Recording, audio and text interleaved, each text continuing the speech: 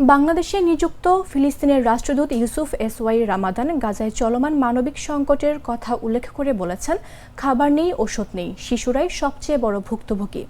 রোববার রাষ্ট্রীয় অতিথি ভবন যমুনায় অন্তর্বর্তী সরকারের প্রধান উপদেষ্টা অধ্যাপক ডক্টর মোহাম্মদ ইউনূসের সঙ্গে সাক্ষাৎকালে তিনি এ মন্তব্য করেন। বাংলাদেশ জনগণের প্রতি গভীর কৃতজ্ঞতা প্রকাশ করে তিনি বলেন, ফিলিস্তিনের জনগণের প্রতি বাংলাদেশের অব্যাহত সমর্থন তাদের কাছে এক অনন্য অনুপ্রেরণা। রাষ্ট্রদূত রামাদান বলেন, বাংলাদেশ সরকার ফিলিস্তিনের জন্য গুরুত্বপূর্ণ সহায়তা হয়ে দাঁড়িয়েছে। অনেক বাংলাদেশি মানুষ খাবার ও ওষুধের জন্য অর্থ পাঠাচ্ছেন। আমাদের মানুষ জানে এই সাহায্য বাংলাদেশ থেকে আসছে।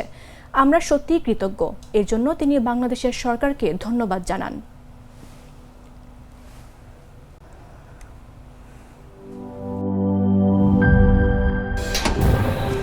ফাংশনালিটি ও নান্দনিকতার পারফেক্ট কম্বিনেশন। সায়েন্টিফিক নজল ও ব্রাস বার্নার ক্যাপ 50,000 বার। অটো ইগনিশন 25% পর্যন্ত গ্যাস সাশ্রয়ী। আরএফএল গ্যাস স্টোভ নিরাপদ ও গ্যাস সাশ্রয়ী।